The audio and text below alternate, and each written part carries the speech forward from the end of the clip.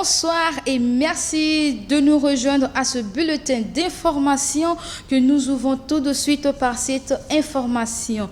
C'est ce vendredi 14 janvier que les vénérables sénateurs ont été conviés une fois de plus à une séance plénière dans la salle du Palais des Congrès. L'objectif, examiner puis adopter le rapport numéro 79 de la Commission économie et finances relatif au projet de loi portant approbation du plan national de développement 2022-2026. Le Premier ministre, chef du gouvernement, Anatole Koliné-Makosso, a inauguré le jeudi 13 janvier 2022 le lycée interdépartemental de Vindoulou dans le département de Pointe-Noire en présence de quelques membres du gouvernement et des autorités locales. Celui-ci compte 4 bâtiments R+2, dont 3 comportant des salles de classe, un internat, une bibliothèque numérique, des aires de jeu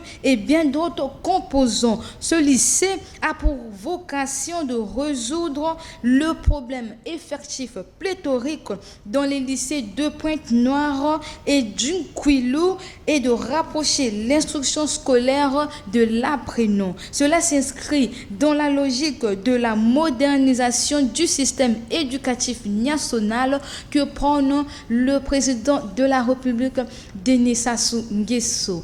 À l'étranger, démission ce vendredi 14 janvier 2022 de Jean-Marc Kaboun au poste du premier vice-président de l'Assemblée nationale de la République démocratique du Congo pour cause le pillage de sa résidence par des éléments de la sécurité présidentielle. On en parlerait aussi de quelques éléments de la police nationale qui ont prêté main forte à cette opération.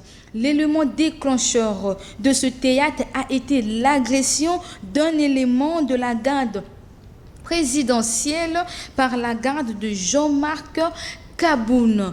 Toujours à l'étranger pour finir, on repense aux sanctions prononcées à l'endroit du régime malien par la Comité des États d'Afrique de l'Ouest, en sigle la CEDEAO, et de l'Union économique monétaire de l'Afrique de l'Ouest suite à leur décision de proroger la transition de 18 mois à 4 ans.